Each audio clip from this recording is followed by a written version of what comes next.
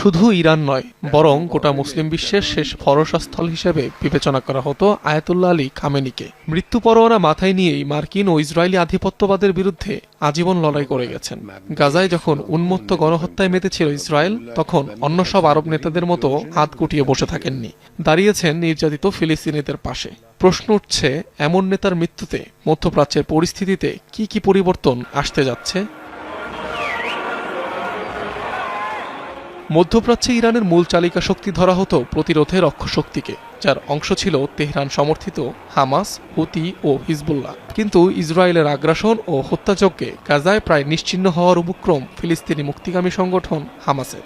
ফলাফল, ফিলিস্তিনিদের পাশে দাঁড়ানোর তেমন কোনো সুযোগ নেই ইরানি শাসক গোষ্ঠীর।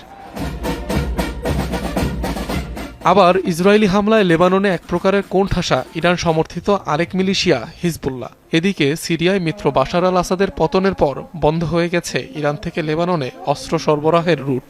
অন্যদিকে যুক্তরাষ্ট্র ইসরায়েল যৌথ হামলায় বেহেলদোসায় আরেক মদতপুষ্ট ইয়েমেনি গোষ্ঠী হুতি বিদ্রোহীরা।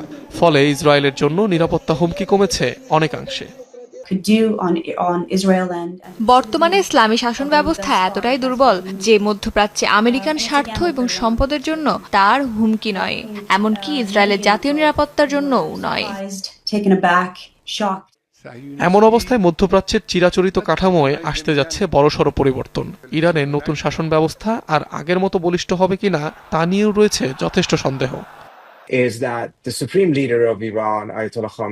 একটা গুরুত্বপূর্ণ বিষয় হলো আয়াতুল্লাহ খামেনি শুধু ইরানেরই নেতা ছিলেন না, তিনি একজন ধর্মীয় ব্যক্তিত্বও ছিলেন শিয়া সম্প্রদায়ের মাঝে, যার ব্যাপক গুরুত্ব ছিল। লেবানন, ইরাক, বাহরাইন, সৌদি, আমিরাত, পাকিস্তান এবং অন্যান্য অনেক দেশে তার অনুসারী আছে। বিশ্লেষকদের দাবি, মধ্যপ্রাচ্যে খামেনি যুগের অবসানের মধ্য দিয়ে কার্যত ইসরায়েলের লাগাম টেনে ধরার আর কেউ রইল না।